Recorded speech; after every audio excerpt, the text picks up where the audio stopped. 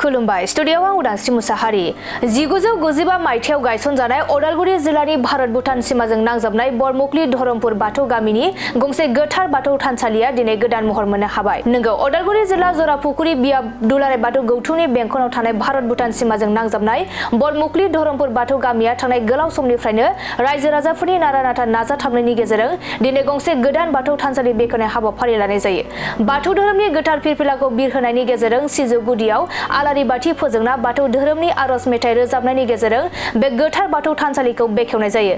लोगोसे मख'नो गोनांदि अदालगुरि जिल्ला दुलाराय बाथौ गौथुमनि आफादगिरि गहिन चन्द्र बर', जिल्ला आफादनि माइनाव आरो लाइमोननि दैदेनगिरि, जरापुखुरि बियाबनि आफादगिरि आरो गोबां बाथौ सिबियारि रायजो राजाफोरनि बाहागो लानायाव दिनै बे गोथार थानसालि बेखेवनाय हाबाफारिया जानानै थाङो। दानिया फैदो अदालगुरि जिल्ला दुलाराय बाथौ गौथुमनि आफादगिरिजों लोगोसे गामि आफादनि आफादगिरि बिथांमोना बे समाव मा फोरमायदों आबुङै मिथिना लानि। आं बेखौनो मेसेज होनो लुबैदों दि दिनै जोंहा अदालगुरि जिल्ला दुलाराय बाथौ गौथुम नि सिङाव जरापुखुरि बियाबनि सिङाव जोंनि गामिया 65 बोसोर जाहैबाय। बे 65 बोसोरनि गेजेरावनो जोङो नाजाथाबनानै जों जेबायदि थानसालि मोनसे लुफुंबाय, बेयो जाहैबाय जोङो रायजो राजानि अननाय आरो सिबिनायजों जोङो हादों। जाहाथे सोरनिबा दान दक्षिणाजों जों खालामनाय जायाखै। जों मोनसे आसाम दर्शन मोनदों। आसाम दर्शन 2.5 लाख होदों। बे 2.5 लाखखौ जोङो मोनदों। दा बेजों एसे आरो लोगोसे रायजो राजानि अनसायनायजों एसे प्रत्येक न'खरानो जाहाथे दान हिसाबै खांलायलायनानै जोङो बे थानसालिखौ दिनै लुफुंनो हादों।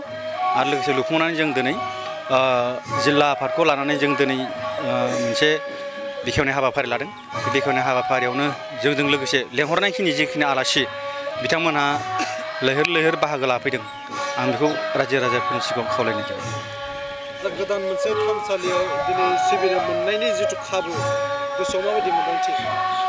आंथ' बहुद मोजां मोनदों। माने जोङो सिगां पुरानायाव थायोब्ला अखा बांखानि गेजेरजों एसे खस्थ' जायोमोन। जाहाथे एबार दा अखाबो जेबो सिन्था गैला। आरो लोगोसे जों मोनसे सुबिदाखौ खालामबावगोन दा गोजां बोथोराव, नैबे गोलोम बोथोरनियावबो बाहाय जोङो पुराना जुदि गोजाम थानसालियाव जोङो आर'ज खालामोब्ला बहुद खस्थ'नि गेजेरजों जोङो आर'ज खालामनो गोनां जायोमोन। जाहाथे बार नाङा, फेनबो सलायनाय सुबिदा गैया। दा जों बेखायनो नैबाहाय जोङो एबारनिफ्राय फेननिफ्राय फारसेनिफ्राय जों सुबिदा लानानै जों दिनै आर'ज खालामनो थाखाय रायजो राजाफ्रा बहुद मोजां मोनदों।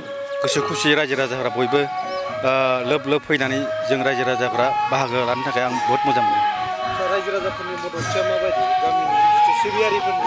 जोंनि सिबियारिफ्राथ' बहुद मोजां। ओरैनो जोंनियाव 52 न'खर दङ। बे 52 न'खराव मेक्सिमाम मंगलबार दिनावबो जोंहा सानैया फैखायो। सानैया बे थानसालियाव फैखायो। जाहाथे थानसालिया मंगलबारबाबो थानसालियानो जायगा थोआ जाहैयो। दा जाहाय जोङो बहुद मोजां मोनदों। दा बिथांमोनाबो रायजो राजाफ्रा एखेबारे थानसालि बेखेवनायखाय बहुद मोजां मोनदों। जाहाथे गोदानाव जों हाबनो मोनसिगोन होननानै आरो लोगोसेयैनो माखासे बिथांमोननि रां राहा अनसुंथाइ होनायाथ' दा बुंसै। जों बेखेवगोन होननायनिफ्रायनो देग्लाय जों जुदि बेखेवगोन होननायनिफ्रायनो बिथांमोनहा होबोगासिनो दङ आरो एसे एसे। सोरबा 5,000, सोरबा 10,000, सोरबा 2,000, सोरबा 1,000, सोरबा फिसाजोनि नामावनो 1,000, सोरबा गावनि मेट्रिक परिखा होनायनि नामावबो 1,000। बेफोरबायदि दान होनायखौ आं बहुद मोजां मोनदों आरो आंनि फारसेनिफ्राय। बबे मायथाइनिफ्राय बेखौ लुजेननाय जादोंमोन जिथु नोंथांमोननि थानसालिखौथ' जोंथ' 1995आव गोदानै बानायजेननाया? गोदानै बानायनायाथ' ओरैनो 10 बोसोर जाबाय। 10 बोसोर जाबाय। 10 बोसोर जायोबा बेसेबां माइनास खालामबा बेसेबां जागोन दा? 10 बोसोरनि उनाव दा कमप्लिट जाबाय आरो मथा मथि 10 बोसोरा जाहैबायमोन आरो जोंहा लुयै लुनानै आरो। खरसाया ओरैनो दाथ' मा बुंनो, आसाम दर्शननिफ्राय 2.5 लाख फैनाय आरो लोगोसे गामिनिफ्राय प्रत्येक न'खरनिफ्रायनो जोंहा मोनसे बाजेट दङ। 1,000 खांनाय। बे न'खरसेयाव 1,000 खांनानै जोङो ओरैनो 52,000 जाहैखाबाय। आरो लोगोसे मथा मथि मेक्सिमाम बाहाय मथा मथि 10 लाखा थांनानै दं दंबावो बानायनांगौ दं आरो मथा मथि 5 लाखसोनि मोनसे दंबावो आरो बे 5 लाखनि गेजेराव जों दिहुनबानो हायोबा बे 5 लाखनि गेजेराव थानसालिया फुरा आबुं महर मोनजोबगोन आरो गायसनजेननायनिफ्रायनो जोंनि जिबायदि बे थानसालिखौ लुनायाव जेबायदि रायजो राजाफ्रा बहुद मददथि होबोदों जाहाथे दा बेनि गेजेरावनो आङो बिसोरखौ रायजो राजाखौ आंनि गोसो गोरबोनिफ्राय रायजो राजाखौ रोजा रोजा साबायखर बावहरबाय आरो आं बरमुखुलि धोरोमफोर बे गामि आफादा गोदान मोनसे थानसालि लुफुंनानै दिनै बे थानसालिखौ बेखेवनायजों लोगोसे आर'जनि हाबाफारि लादों आं जोबोद गोजोननाय मोनदों जोंनि बे बरमुखुलि धोरोमफुर गामिनि रायजो राजाफोरा अबंगसे आफा बोराइ बाथौखौ सिबिनायनि जि थावनि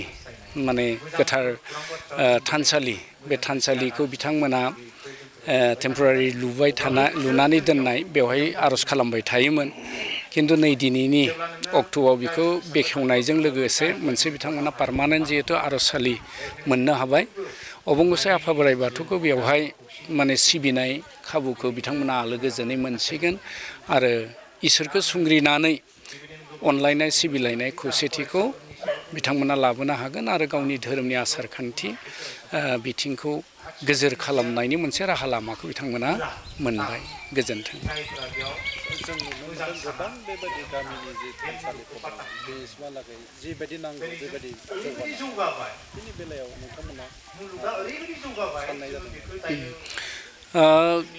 जोङो नोजोर होदों जे जेरैबायदि जौगानांगौ एसेबां जौगानो हायाखै बेखौ जोङो बुंजोबा जों आथिखालाव नुदों गोदोनि तुलनायाव जथेस्थ' गामिफोराव माने बाथौ थानसालि लुनाय हाबाफोरा जागायगासिनो दङ जोबजोबाखै खिन्थु बयबो गामियानो मोनफ्रोमबो गामियानो नाजागासिनो दङ दा बियो बिराद मोजां मोनसे मोजां लक्षण बर'नि सोदोमस्रिखौ गावबा गाव गामि लेभेलाव गायसननानै सिबिनाय खुलुमनाय बेफोरबायदि खामानिखौ मावनो लानाया दा बे बिदियाव जोङो मोनदांनो हादों जे बर'नि सोदोमस्रिया गोदोनि तुलनायाव जों नायोब्ला बिराद माने गोख्रैयै जौगागासिनो दं आरो बर'नि सोदोमस्रिया गासै थानसालिफ्रा लुफुंनाय जायोब्ला जोङो जौगासारनायखौ जोङो मोनदांनो हागोन जेराव अबंगसे आफा बोराइ बाथौनि सानथौ सानस्रि जोंनि आसार खान्थि बेखौ जोङो मोजाङै बिजिरनानै बेफोरखौ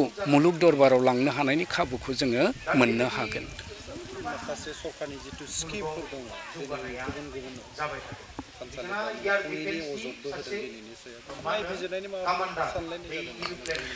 जोङो बे दिगाव जोङो बिदि नायबिजिरनायनि बाथ्राफोरखौ जों सानाखै जोङो जेरावबो गामि आफादफोराव हाबनानै जोङो गामि आफादफोरखौ थुलुंगा होबोदों जे सरकारनि अनसुंथाइखौ लामा होनो नाङा जिहेथु जों अबंगसाइखौ सिबिगोन जेराव जोंनि गोजोन सान्थिया थागोन बेखौ सिबिनायनि बावसालि बानायनायनि बेलायाव रायजो राजानि अनसुंथाइनि गेजेरजोंनो मावनो नाजानांगौ जिहेथु जोङो इसोरखौ सिबिगोन बेवहाय मालायनि माने सेराव मोननाय मोनैखौ बारा आसा खालामनाङा गावनो नाजानानै इसोरनि सिबिसालिखौ बानायना लानो थाखाय जोङो बुंदों आरो थुलुंगा होदों नैबे गामिनि रायजो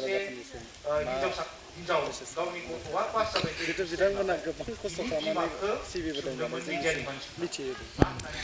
आङो बे गामिनि रायजो राजानि जि नाजानानै बे थानसालिखौ लुबाय बेखौ आं जोबोद गोजोननाय मोनदों मानो होनबा बिथांमोना मोनसे पार्मानेन्ट सिबिसालि बानायनानै लानो हाबाय दा बे सिबिसालिनि गेजेरजों बिथांमोना गावसोरनि गामिनि गेजेराव अनलायनाय सिबिलायनाय बे खौसेथिखौ लाबोनो हाथों आरो गावनि बाथौ धोरोम जोंनि बे आंगो बाथौ धोरोमखौ फोसावनाय फोगोमनाय खामानिखौ बे थानसालिनि गेजेरजों सिरिबाङै मावलांबाय थानो खाबु मोनसिगोन बेखौ आं मिजिं खालामदों आरो आङो गामि आफादनि आफादगिरि नेहाथारिजों लोगोसे लुफुं आफाद आरो बायदिसिना बिबानाव थानाय धोरोमनि बिबानगिरि बिथांमोनखौ आङो गोसो गोरबोनि साबायखर बावबाय